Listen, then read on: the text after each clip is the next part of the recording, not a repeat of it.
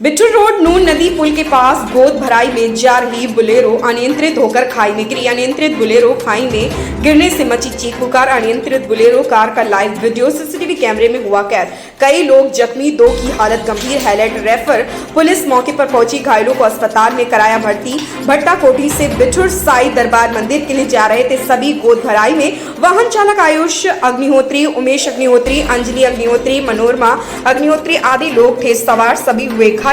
सूचना पर पहुंची पुलिस ने सभी घायलों को चौबेपुर सामुदायिक स्वास्थ्य केंद्र में कराया भर्ती, जिसमें 2 की हालत गंभीर होने पर सामुदायिक स्वास्थ्य केंद्र के डॉक्टरों ने कानपुर हाईलाइट किया रेफर। चौबेपुर थाना क्षेत्र के बिठूर रोड नून नदी पुल के पास की घटना। Crime class times news channel से सह संपादक नीतू चौरसिया।